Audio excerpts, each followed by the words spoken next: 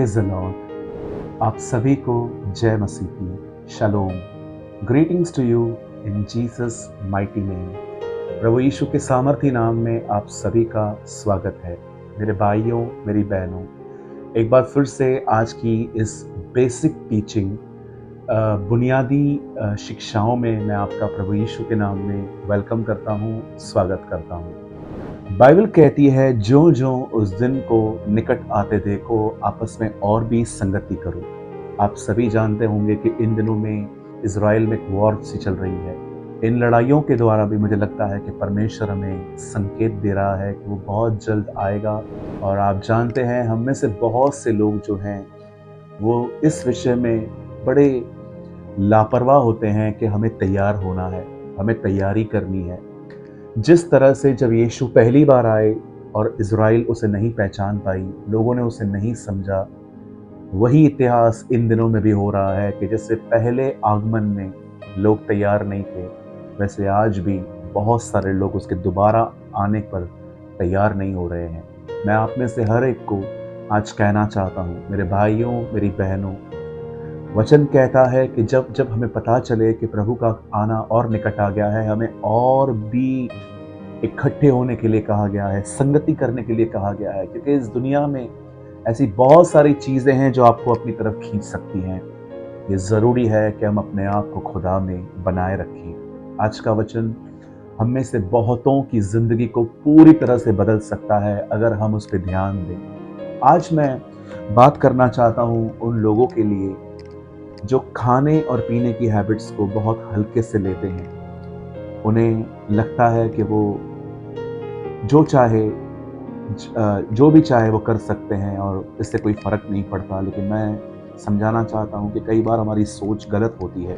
मैं आपके सामने एक वचन रख रहा हूँ जो मत्ती के 24 अध्याय में है, 24 के 38 में। क्योंकि जैसे जल प्रलय के पहले के दिनों में जिस दिन तक नूह जहाज पर न चढ़ा, उस दिन तक लोग खाते पीते थे और उनमें विवाह होते थे। अब जानते हैं, जब प्रभु यीशु मसीह ने अपने चेलों को वो जैतून पर्वत पे ले गया, जब उस पहाड़ पे वो ले गया, तो उसने वहां पर दो बातें कही। पहली बात उसका आना, दूसरा इस दुनिया का अंत। ये दोनों अलग अलग विषय हैं। प्रभु यीशु के आने के बाद कुछ सालों के बाद ये दुनिया, हम सभी जानते हैं कि जीसस की बादशाहत के बाद ये खत्म हो जाएगी। 1000 साल की जो उसकी रेन है। यीशु ने कहा उसके आने से पहले नूह के दिन वापस आएंगे। क्या होता था नूह के दिनों में? अगर आप चाहते हो कि ये जानना कि नूह के दिनों में क्या होता था, तो आपको उत्पत्ति में जाके ये पढ़ना होगा कि नूह के दिनों में क्या हो रहा था। नूह के दिनों में लोग बढ़ रहे थे, पॉपुलेशन ग्रो कर रही थी। जो आज आप देखिए, हमारी जो पॉपुलेशन है वो कितनी ज्यादा बढ़ चुकी है।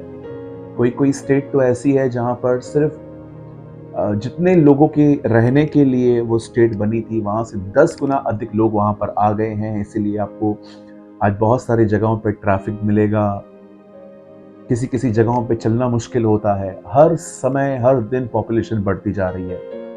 और उन दिनों में एक चीज जो बहुत ग्रो कर रही थी वो था LGBTQ।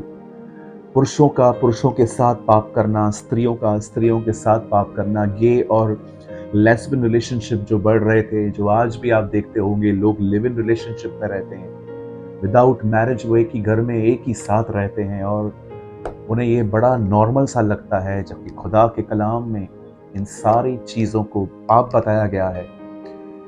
आप जानते हैं, उन्हीं दिनों में आप देख सकते हैं जो चीज और बढ़ रही थी वो था वायलेंस, टेररिज्म। आप आज देखिए, आप हर जगह पे देखेंगे आतंकवाद है, दहशतगर्दी है। लेकिन एक कुछ और भी चीजें हैं जो आपको नूह के दिनों में समझनी पड़ेंगी, जो जीसस ने कही है। उन दिनों में लोग खाते पीते थे, हर कोई खाता पीता है। जीसस क्यों इन चीजों को साइन बता रहा था?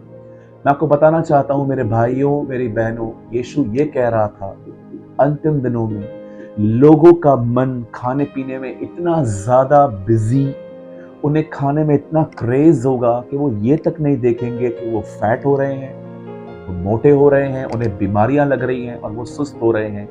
क्या आपने देखा जहां पर भी आप रहते हैं, चाहे आप बॉम्बे में हैं, चाहे आप दिल्ली में हैं, चाहे आप उत्तर प्रदेश में हैं, चाहे आप उड़ीसा में रहते हैं, आप देखिए आज से 15 साल पहले भी आपके आसपास इतने रेस्टोरेंट्स नहीं थे जितने आज ओपन हो रहे हैं। मैं आपको बताना चाहता हूं, खाना पीना कोई पाप नहीं है, लेकिन खाना पीना अगर आपकी स्पिरिचुअल लाइफ को ही डिस्ट्रॉय कर रहा है, आपके आत्मिक जीवन को बर्बाद कर रहा है, तो आपको कुछ स्टेप लेने पड़ेंगे। आप जानते हैं, एक दिन परमेश्वर ने आदम को बनाया और आदम को बनाने के बाद परमेश्वर ने उसे पहली आज्ञा क्या दी? तो अदन की वाटिका में से हर फल खा सकता है, पर एक फल उसे मत खाना। पहली आज्ञा इंसान को खाने के विषय में दी गई थी। आप आगे पढ़ेंगे तो मूसा के समय में जब परमेश्वर मोसेस के द्वारा इज़राइल को बाहर ले आते हैं, तो आप ये बात देखते होंगे कि किस तरह से बाइबल बताती है वे लोग खाने के लिए कुड़कुड़ाते थे। आप आगे पढ़ेंगे तो आपको पता चलेगा कि जब इसहाक था, इसहाक की आखिरी विश क्या थी? कि मुझे हिरन का मांस खाना है। दानियल के समय में भी उसकी पहली परीक्षा खाने के विषय में थी। आप और आगे पढ़ेंगे तो आपको पता चलेगा कि किस तरह से बाइबल बताती है कि यीशु मसीह के समय में भी यीशु की पहली परीक्षा भी खाने के विषय में हुई, पत्थर को रोटी बना। और बाइबल बताती है प्रेरितों के काम में जो पहला प्रॉब्लम हुआ वो भी खाने पीने के लिए ही हुआ। इसीलिए उन्होंने 7 पुरुषों को अलग कर दिया था कि वे खाएं और खाने पीने की सेवा करें। क्यों परमेश्वर के वचन में इतना खाने पीने का जिक्र है? क्या कारण है?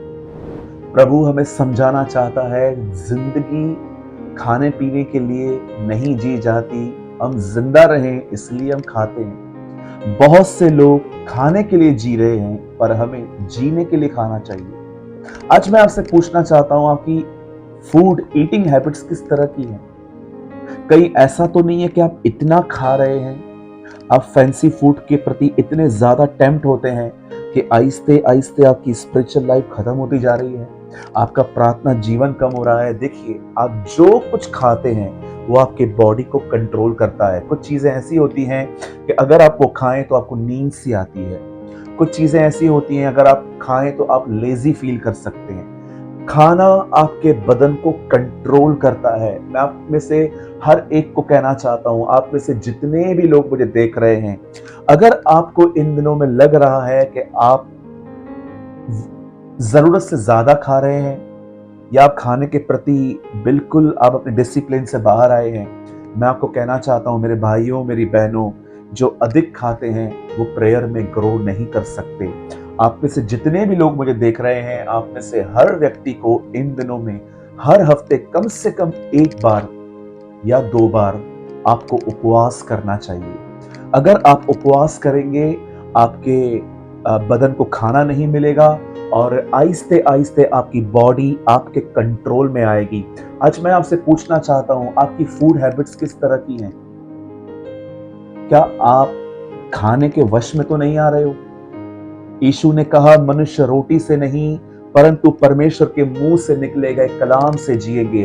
बाइबल साफ कहती है एक व्यक्ति इसीलिए जीता है, सिर्फ खाने के लिए नहीं, खाना भी जरूरी है, लेकिन बाइबल बताती है एक मनुष्य परमेश्वर को सुनने के कारण जीवित रहते हैं। मैं आपको कहना चाहता हूं, फूड से इंपॉर्टेंट है परमेश्वर को सुनना।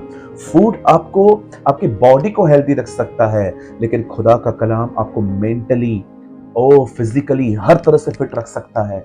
इसलिए मैं आपसे कहना चाहता हूं, अगर आपको लग रहा है इन दिनों में कि मैं बहुत अधिक खा रहा हूं या मैं सिर्फ फैंसी फूड के प्रति क्रेजी हो रहा हूं, जैसे आजकल बहुत सारे ऐसे आइटम्स आते हैं, पिज्जा, सैंडविचेस, आप देखते होंगे यंगस्टर्स। मैं नहीं कह रहा हूं कि मैं नहीं खाता हूं, लेकिन हर चीज एक प्रॉपर प्लेस पर है। मैं आप में से हर एक को कहना चाहता हूं, मेरे भाइयों, मेरी बहनों, ये उपवास के दिन है, ये दुनिया के लिए खाने पीने के दिन होंगे। लेकिन यीशु ने क्या कहा एक जगह पे, जब दूल्हा उनसे अलग होगा तब वे उपवास करेंगे। दूल्हा हमसे अलग हो चुका है, वो स्वर्ग में है, वो बहुत जल्द आने वाला है और हमारे लिए ये उपवास के दिन है।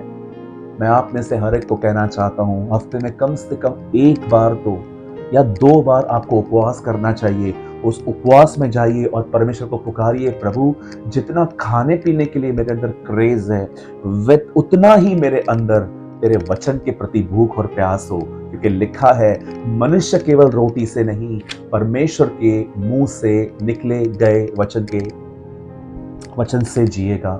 आप पूरी बाइबल में पढ़ लीजिए, खाने पीने का बहुत कुछ खुदा ने हमें समझाया है। मैं आप में से हर एक से कहना चाहता हूँ, ये बहुत ज़रूरी है कि हम अपनी ज़ुबान को और अपने बदन को वश में रखें, क्योंकि बहुत से लोग हैं आज जिनको खाने पीने के कारण उनकी प्रेयर लाइफ ख़त्म सी हो गई है, डिस्ट्रॉय सी हो गई है। खाने पीने के कारण उन्हें इतनी नींद आती है कि वो प्रभु के वचन को नहीं पढ़ते। कई बार तो आप चर्च में लोगों को सोते हुए देखेंगे, क्योंकि इतनी हैवी ब्रेकफास्ट करके वो चर्च में जाते हैं कि उन्हें नींद सी आती है। अगर हमने इन दिनों में अपने खाने पीने को अपने कंट्रोल में नहीं रखा, हम आहिस्ते आहिस्ते सब कुछ खोते जाएंगे, हम स्पिरिचुअली जीरो बन जाएंगे।